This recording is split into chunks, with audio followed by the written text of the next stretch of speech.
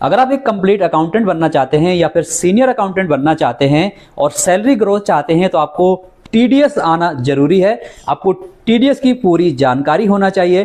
TDS किस लिए काटा जाता है, टीडीएस किस सेक्शन में कितना कटता है, और टीडीएस से जुड़ी हुई सारी जानकारी आपके पास अगर नहीं होगी तो आप कभी भी कंप्लीट अकाउंटेंट नहीं बन पाएंगे। क्योंकि जितनी भी बड़ी कंपनियां होती हैं वहां पर अगर आप सीनियर पोस्ट के लिए अप्लाई करते हैं या फिर आप अपने कैरियर में ग्रोथ चाहते हैं, अगर आपने एक as a junior accountant start किया है तो अगर आपको टीडीएस नहीं आता है और आपको सारे टैक्सेस के बारे में प्रॉपर जानकारी नहीं है तो आप कभी भी आगे नहीं बढ़ पाएंगे। तो आज की इस वीडियो में हम जानने वाले हैं टीडीएस क्या होता है, टीडीएस क्यों काटा जाता है, टीडीएस कितना कटता है और टीडीएस कौन काट सकता है, कब टीडीएस जमा होता है। कंप्लीट जानकारी आपको इसी वीडियो में मिलने वाली है। तो इसे चलते हैं लैपटॉप की स्क्रीन पर और टीडीएस के बारे में विस्तार से सीखते हैं। आगे बढ़ें इससे पहले मैं आपसे एक छोटी सी रिक्वेस्ट करूंगा, अगर आप टीडीएस के बारे में अच्छे से सीखना चाहते हैं तो आप नोट्स जरूर बताएं, कॉपी और पेन लेकर के साथ में बैठें ताकि आपको टीडीएस की सारी चीज़ें अच्छे से याद हो जाएं, तो आप टीडीएस को लेकर के बाद में कंफ्यूज ना हो। छोटी सी रिक्वेस्ट करूंगा, अगर आपने अभी तक हमारे चैनल को सब्सक्राइब नहीं किया हुआ है तो चैनल को जरूर से सब्सक्राइब कर लीजिएगा,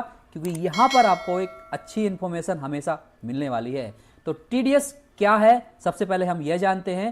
तो टीडीएस एक ऐसा टैक्स होता है जो कि पेमेंट के टाइम पर ही काट लिया जाता है। जैसा कि टीडीएस का फुल फॉर्म होता है टैक्स डिडक्टेड एट सोर्स, यानी कि यहाँ पर नाम से ही क्लियर है, टैक्स डिडक्टेड एट सोर्स, यानी पेमेंट करते समय जो भी कंपनी या फिर जो भी पेमेंट कर रहा है वो आपका जो टीडीएस है वो पहले ही काट लेता है। जैसा कि नाम से ही क्लियर है, टैक्स डिडक्ट। तो टीडीएस का फुल फॉर्म होता है टैक्स डिडक्टेड एट सोर्स, यानी एक ऐसा टैक्स जो कि पेमेंट करने वाला ही पहले ही काट लेता है। उसके बाद टीडीएस आखिर काटा क्यों जाता है, यह भी सवाल आता है। तो दोस्तों देखिए, टीडीएस काटने का जो मेन मकसद होता है, सरकार की ओर से टीडीएस इसलिए कटवाया जाता है कि एक एडवांस टैक्स होता है ये, और पहले ही इस टैक्स को काट लिया जाता है और जो भी पेमेंट करता है वो टीडीएस को जमा करता है, सरकार के पास टैक्स को जमा करता है। तो सरकार को कई बार लगता है कि जो सामने वाला है जिसको भी आप पेमेंट कर रहे हैं वो टैक्स हो सकता है ना भरे, तो इसलिए पहले ही टैक्स इसको सरकार ने एप्लीकेबल कर दिया है कि आप टीडीएस पेमेंट करने वाला ही काट लेगा और सरकार को टैक्स जमा करेगा। इसके कटवाने के और भी कई कारण हो सकते हैं, जैसे कि टैक्स चोरी रोकी जा सकती है। कई बार क्या होता है कि बाद में लोग टैक्स नहीं भरते हैं ताकि सरकार को टैक्स समय समय पर मिल सके, यह भी रीजन होता है। टैक्स कलेक्शन आसान और नियमित रहता है, इससे टैक्स आसानी से सरकार को प्राप्त हो जाता है ताकि हर व्यक्ति अपनी आय पर सही टैक्स दे पाए, यह भी एक रीजन होता है टैक्स यानी टीडीएस काटने का। यहाँ पर सवाल ये आता है कि आखिर टीडीएस कटने का मतलब क्या होता है। अब कई बार ऐसा भी होता है कि उन लोगों का भी टीडीएस कट जाता है जो लोग इनकम टैक्स के दायरे में नहीं आते हैं। ऐसे लोगों को क्या होता है, तो यहाँ पर समझते हैं टीडीएस कटने का आखिर मतलब क्या होता है। तो अगर टीडीएस कटने का मतलब ये बिल्कुल नहीं है कि आपको टैक्स भरना ही पड़ेगा, ये केवल आपके जो भी इनकम होगी या फिर जो भी आपको पेमेंट मिलेगी उससे काट लिया जाता है। और सरकार बस ये सुनिश्चित करना चाहती है जो भी टैक्स का हिस्सा है वो पहले ही एडवांस में जमा हो जाए सरकार के पास। कभी कभी जैसे कि आय कम होती है तो उनका भी टीडीएस काट लिया जाता है, जैसे कि वो कॉन्ट्रैक्ट सर्विस दे रहे हैं या फिर कुछ और चीज़ें हैं तो उन लोगों का भी टैक्स काट लिया जाता है, कोई कॉन्ट्रैक्ट। ऐसी स्थिति में जब आप आईटीआर भरेंगे तो टैक्स का रिफंड ले सकते हैं, यानी रिफंड या फिर क्रेडिट भी ले सकते हैं, यानी टीडीएस को आप रिफंड ले सकते हैं। या फिर अगर आपकी इनकम बन रही है, इनकम टैक्स बन रहा है तो आप उससे भी इसको एडजस्ट कर सकते हैं। साल के अंत में इनकम टैक्स में एडजस्ट हो जाता है, ज़्यादा कटने पर रिफंड भी मिल जाता है। कई बार ये होता है कि आपका जैसे ज़्यादा टीडीएस कट गया और आपका जो इनकम टैक्स है वो कम बन रहा है तो आप बाकी का रिफंड भी ले सकते हैं। यहाँ पर कई बार लोअर या फिर नील टीडीएस सर्टिफिकेट लेकर के भी आप टीडीएस कटवाने से रोक सकते हैं। आप उसको जो भी पेमेंट करने वाला है उसको अगर आप शेयर करेंगे तो वहाँ से वो टैक्स आपका नहीं डिडक्ट करेगा। कटा हुआ टीडीएस आप फॉर्म 26AS में आसानी से देख सकते हैं कितना आपका टीडीएस कटा है। अब यहाँ पर सबसे मेन जो सवाल आता है, अगर आप एक अकाउंटेंट बनना चाहते हैं तो टीडीएस कौन कौन काट सकता है, ये जानकारी होनी आपके पास जरूरी है। तो टीडीएस यहाँ पर जैसा कि काटने के लिए आपके पास 10 नंबर का होना आवश्यक है, यानी 10 नंबर होना चाहिए। ये 10 डिजिट का होता है, कुछ इस तरीके का होता है जैसे कि DEL J, इस तरीके का एक सैंपल हो, मैं आपको यहाँ पर एक दिखा रहा हूँ 10 नंबर का। तो कुछ इस तरीके का एक 10 नंबर होता है जो भी कंपनी टीडीएस काटती है, क्योंकि वो इसी 10 नंबर के माध्यम से सरकार को टैक्स जमा करवाती है, जिससे सरकार को पता चलता है कि किसने टीडीएस काटा है और किसने टीडीएस जमा किया है। एवं टीडीएस काटने के लिए कुछ लिमिट्स भी होती हैं। तो जैसे कि यहाँ पर हम अगर लिमिट की बात करें तो हर कोई टीडीएस नहीं काट सकता है।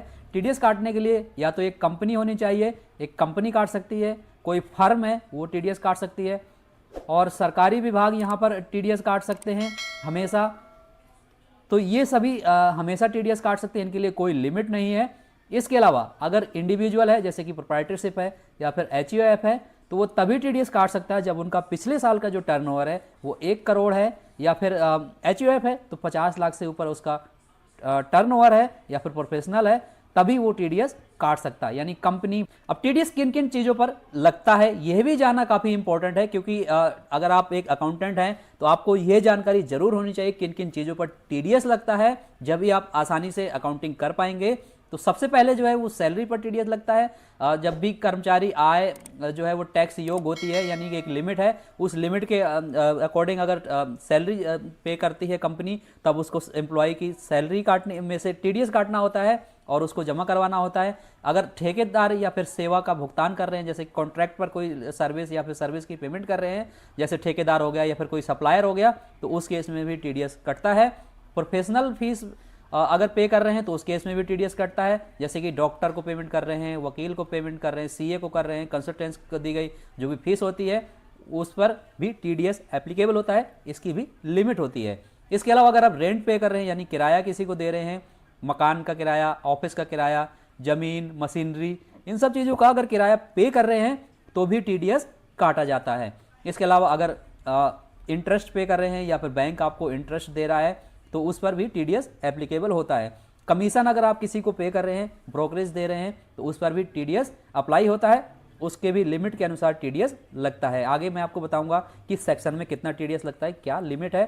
तो वो इसके अलावा जैसे कि लॉटरी या फिर किसी तरीके के इनाम, गेम शो या फिर विनिंग पर भी एक टीडीएस लगता है, जिसके लिए लिमिट होती है। अगर नगद या वस्तु में दिया गया हो तो उस पर भी टीडीएस एप्लीकेबल होता है। प्रॉपर्टी की बिक्री पर भी टीडीएस लगता है। 50 लाख से ज़्यादा की प्रॉपर्टी पर 1% का टीडीएस एप्लीकेबल होता है। तो आपको समझ आ गया होगा कि किन किन चीज़ों पर टीडीएस लगता है।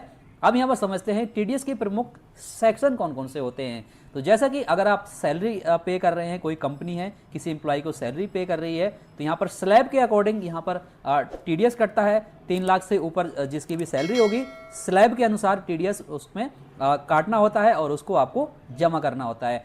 सेक्शन 190C के तहत कॉन्ट्रैक्टर यानी ठेकेदार जो भी होते हैं उन सभी की पेमेंट्स पर भी टीडीएस कटता है। 4C में अगर आपकी पेमेंट ठेकेदार को, कॉन्ट्रैक्टर को किसी को पेमेंट कर रहे हैं तो आपकी अगर यहाँ पर 30,000 एक बार में या तो पेमेंट अगर आप करते हैं तो भी आपको यहाँ पर टीडीएस काटना पड़ेगा। अगर 1 लाख रुपए पूरे साल में पेमेंट करते हैं तो भी आपको टीडीएस काटना पड़ेगा। 1% और 2% एप्लीकेबल होता है, तो यहाँ पर आप अकॉर्डिंगली आप टीडीएस काट सकते हैं जो भी परसेंटेज लागू होता है। यहाँ पर सेक्शन एक और होता है 194J, जिसमें आप अगर प्रोफेशनल फीस पेमेंट करते हैं, टेक्निकल सर्विस ले रहे हैं, सीए, वकील, कंसल्टेंट्स या इंजीनियरिंग आदि की जो फीस पे कर रहे हैं, तो उस पर आपको यहाँ पर 10% का टीडीएस काटना होता है एवं 2% का भी इसमें स्लैब होता है। तो आप इसको बेहतर तरीके से अगर जानना चाहते हैं तो मैं एक स्पेशल वीडियो बना दूंगा जिसमें सारे सेक्शन में, कौन से सेक्शन में, कौन सी कैटेगरी में कितना टीडीएस लगता है, वो सारी चीज़ें आप सीख पाएंगे। इसके अलावा एक सेक्शन होता है 194I, जिसमें अगर आप किसी भी तरीके का किराया पेमेंट कर रहे हैं, जैसे कि ऑफिस का रेंट या फिर किसी बिल्डिंग का, मशीनरी का किराया दे रहे हैं और 50,000 से अधिक की पेमेंट कर रहे हैं एक महीने में, या फिर आप 6 लाख से अधिक की पेमेंट कर रहे हैं, तो आपको यहाँ पर 10% और 2% का टीडीएस स्लैब देखने को मिलता है। यहाँ पर आपको टीडीएस काटना पड़ेगा और आपको जमा करवाना पड़ेगा। इसके अलावा एक और सेक्शन होता है सेक्शन 194H, जिसमें कि हम जैसे कि ब्रोकरेज की बात करेंगे, तो यहाँ पर कमीशन और ब्रोकरेज अगर दिया है तो आपको उसमें भी टीडीएस काटना होता है। यहाँ पर माफ कीजिएगा, गलती से 5% लिखा गया है, लेकिन यहाँ पर 2% एप्लीकेबल होता है। और इसके अलावा आप अगर ज़्यादा जैसा कि जानना चाहते हैं तो मैं एक डिटेल्ड वीडियो बना दूंगा जिसमें आपको सारे सेक्शन के बारे में सीखने को मिलेगा। इसके अलावा कौन से सेक्शन होते हैं, तो यहाँ पर सेक्शन जो अगला सेक्शन है वो है 194A, जिसमें टीडीएस लगता है। 10% यहाँ पर टीडीएस एप्लीकेबल होता है।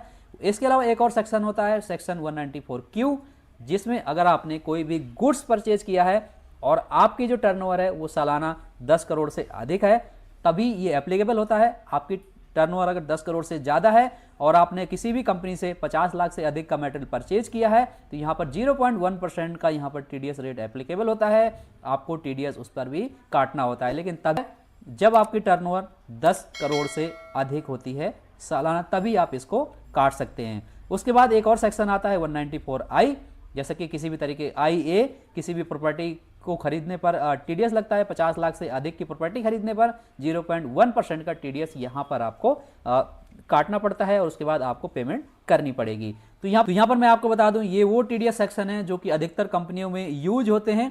इसके अलावा भी बहुत सारे टीडीएस के सेक्शन हैं जिन्हें आप इनकम टैक्स की वेबसाइट पर जाकर के चेक कर सकते हैं, वहां पर आपको पूरी डिटेल देखने को मिल जाएगी। कौन कौन ने भी टीडीएस काटा है उसको टीडीएस जमा भी करना होता है गवर्नमेंट के पास, तो इसके लिए हर महीने की जो टीडीएस काटे जाने के बाद अगले महीने की 7 तारीख आखिरी डेट होती है, 7 तारीख तक आपको टीडीएस जमा करना होता है। मान के चलते हैं कि आपने अप्रैल में टीडीएस काटा है तो आपको 7 मई तक टीडीएस जमा करना होगा। मार्च महीने में काटा गया जो टीडीएस है वो अगले वित्त वर्ष के 30 अप्रैल तक आप इसको जमा कर सकते हैं, इसमें थोड़ी सी छूट दी जाती है। टीडीएस का जो भुगतान है वो ऑनलाइन कर सकते हैं, चालान के माध्यम से कर सकते हैं, और इसको पोर्टल के माध्यम से कैसे पेमेंट करते हैं मैं एक स्पेशल वीडियो इस पर भी लेकर के आऊँगा, तो आपको पूरी जानकारी उस पर भी दूंगा। उसके अलावा अगर आप टीडीएस टाइम पर नहीं पे करते हैं, यानी जिसने भी टीडीएस काटा है वो टीडीएस अगर नहीं पे करता है तो यहाँ पर उसमें पेनल्टी लगती है। 1% मंथली या फिर 1.5% मंथली का इंटरेस्ट यहाँ पर आपको देखने को मिल जाता है, वो आपको इंटरेस्ट के साथ टीडीएस जमा करवाना पड़ता है। और उसके बाद हर तीसरे महीने में टीडीएस रिटर्न फाइल करना होता है, जिसमें ये सारी डिटेल देनी होती है, किसका कितना टीडीएस डिडक्ट किया है, उसका पैन नंबर देना होता है, और जो कि 31 जुलाई, 31 अक्टूबर, 31 जनवरी, 31 मई इस तरीके से रिटर्न फाइलिंग की डेट होती है। और अगर आपने जिसका भी टीडीएस काटा है उसका पैन कार्ड अभी एक्टिव नहीं है, इनएक्टिव में है, तो उसका 20% तक टीडीएस यहाँ पर जमा करना पड़ता है। तो ये है कुछ। रिटर्न फाइल करने के बाद टीडीएस की सारी डिटेल इनकम टैक्स पोर्टल पर सेव हो जाती है, जिसके बाद आप टीडीएस का सर्टिफिकेट किसी को भी शेयर करते हैं तो वो आसानी से अपना जो टीडीएस है उसको क्लेम कर सकता है। तो गाइज इतना ही था इस वीडियो में। उम्मीद करता हूं आप सबको ये वीडियो पसंद आया होगा। वीडियो पसंद आया तो इस वीडियो को लाइक और शेयर कीजिएगा, हमारे चैनल को जरूर से सब्सक्राइब कर लीजिएगा। अकाउंटिंग अगर आप सीखना चाहते हैं, अकाउंटिंग से रिलेटेड और भी वीडियोज आप देखना चाहते हैं, तो इस वीडियो में इतना ही। मिलते हैं नए वीडियो के साथ, तब तक के लिए नमस्कार।